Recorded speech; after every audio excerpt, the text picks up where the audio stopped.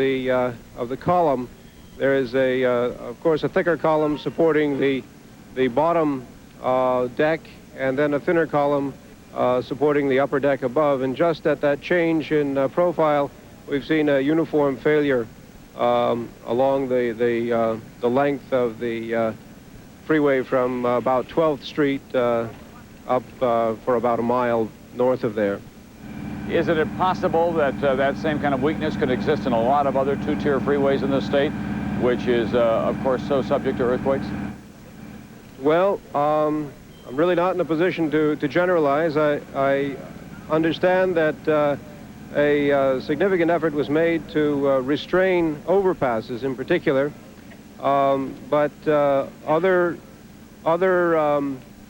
freeways of the same design, double-deck design of the same period and the same pattern of reinforcing, certainly have to be viewed with some skepticism in the future. You have had a chance to look at the structures in the Bay Area now. What do you think about how well they performed in light of the fact that this was a 7.0 earthquake? Well, in fact, I think one would have to say that this experience is somewhat reassuring. We did see selected failures. We saw the failure of an unreinforced masonry building south of Mission on known soft ground, something which we expected. We've seen the failure of a limited number of light wood frame buildings in the marina, but in fact, I guess my dominant impression on coming into the city this afternoon was that aside from a few special dramatic cases like this one here, evidence of the earthquake is relatively difficult to find.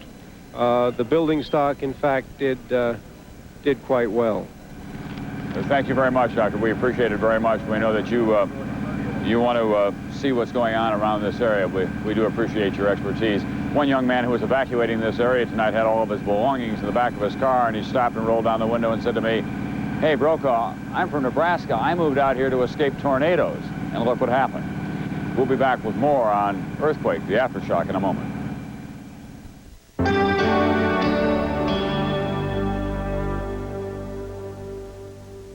Having the flu is a nightmare. Your throat's so sore. You're congested. You cough. Body aches all over.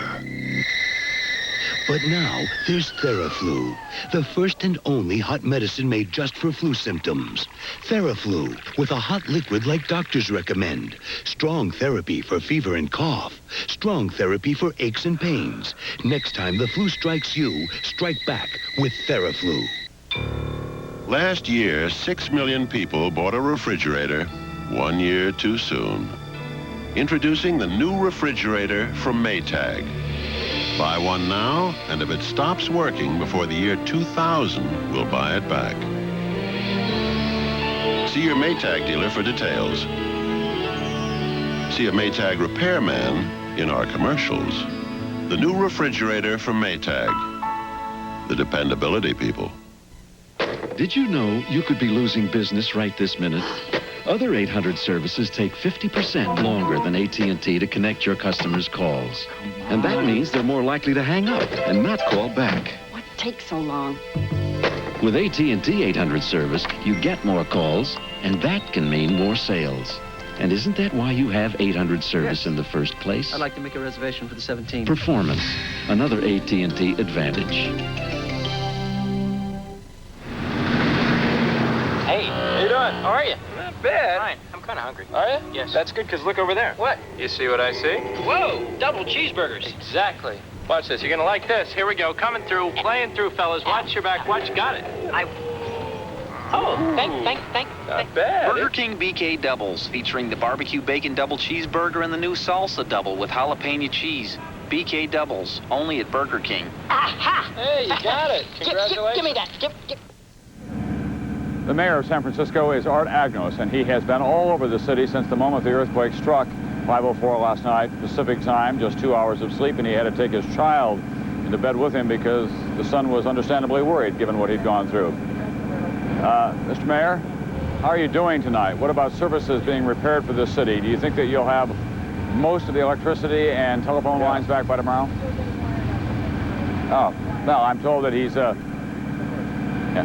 Now, listen, with Mayor Agnos, we've done a little business in the past. He often doesn't even need to hear the question to give an answer. Mr. Mayor, I offer that only as a compliment. My question was, how are you doing tonight in the city? Do you have most of the utilities back online? And if not by tonight, do you think by what, late tomorrow? Can you hear the question? Are you talking to me, Tom? Are you talking to me, Tom? Yes, I am, Mr. Mayor. Can you hear me? I'm sorry, Tom, you're breaking in and out. Is he talking? Yeah, the utilities, about 65% of the city has public power, has power right now, electricity and other utilities. The rest of the city does not, and a lot of that will be done, we hope, by tomorrow late in the afternoon. The major damage area in the marina will not have power for some time, possibly weeks, but they're working on it very hard right now. Mr. Mayor, I know that tourism is a big piece of your economy, but given the conditions that exist in San Francisco, wouldn't it be a good idea for people who are maybe planning to come here in the next couple of days to defer their trip for 10 days or so? I think by the end of this week, by Friday of this week, this city is back to normal 2 days from now. Our bus systems are up and running, our light rail systems, our water systems, sewage systems are all working right now. We have full police protection, and the city, for the most part, is working normally. Our opera will be performing Friday, so we're in good shape. There's one 8-block part of the city that is obviously not, and that's the area we're concentrating on right now. And that's the area just where I am standing, which is the Marina District. What about looting? It seems to me that there has been relatively a little of that has gone on both in this area, because you've had pretty heavy law enforcement, but also in the other areas along Market Street and the Mission area. That's right. That's one of the first things we did, was to put out a full complement of police force. We're backed up by soldiers from the Army Presidio and deputy sheriffs. And last night we experienced the lowest crime rate we've had in recent history of this city. We average about 100 arrests a night. We had 25 last night. So San Franciscans are caring for one another and not hurting one another. San Francisco has always been I know that you are, and the people have performed quite magnificently here. San Francisco, however, was very lucky with this earthquake, wasn't it? You've got really decent weather. You know, to put it in an old sports analogy, we got some good breaks. We got it in the daytime. We got good weather for this. There weren't any fierce winds blowing the fires. And we took advantage of those breaks with a tremendous response on the part of our official city departments, as well as the Red Cross, the volunteers, and most of all, the citizens of San Francisco have been truly heroic in responding to the crisis with their own personal behavior, helping one another in the good old-fashioned American way. I'm very proud of them. What have you learned as a result of this experience that will help you prepare for the next one? Well, we're working on trying to improve our techniques. As you suggested, we got some lucky breaks. None of the vital organs of our city were knocked out. Our police stations were operational, our hospitals, our ambulance services. All of those things were functioning at the time of the quake and weren't knocked out afterwards. We need to improve and make sure that if any of those are knocked out, we still have the capability of responding as superbly as we did last night. And we're going to work on that. As a matter of fact, with the specter of even worse aftershocks that some of the experts say could happen anytime in the next 6 months, I've instructed my city departments within the next 48 hours to tell me what they would do in addition to what they've done should we lose some of those vital organs that I described that are part of our response. Mr. Mayor, thank you very much, and I hope that your son is able to sleep a little more peacefully tonight, and you as well. Thank you very much. All right, Mayor Art Agnos, the city of San Francisco, he's been out and about with only about 2 hours of sleep since the earthquake struck last night. We still cannot predict exactly when or where earthquakes will strike, but once they do strike, seismologists, the scientists who make a study of all of this, can learn a lot. More on all of that now from NBC science correspondent Robert Bazell. California is laced with faults, but the San Andreas, visible from the air in some places, is the largest and best known. It caused yesterday's quake and the one in 1906. The 1906 earthquake and the fire that followed almost destroyed San Francisco. The event has symbolized the hazards of living on California's fault lines, a danger that over the years has been romanticized and often ignored. Scientists point out that the 1906 quake was 30 times more powerful than the one yesterday. Californians, they say, should expect and prepare for much worse than what happened yesterday. It, of course, is not the large earthquake that we expect to eventually happen there, but this size earthquake is not at all uncommon leading up to the larger earthquake. The fault forms beneath mountains and valleys, where huge sections of the Earth's crust, called plates, push together. Over the years, the plates move slowly, building up pressure, until, like yesterday, the fault suddenly slips. The portion of the fault that caused the 1906 quake is in the north part of the Bay Area. The portion in the south, where yesterday's quake occurred, has not slipped for many years. Using those sorts of observations, researchers studying the faults have learned to make forecasts. They had said that there was a 30% chance that a quake of yesterday's size would strike in the next 10 to 30 years.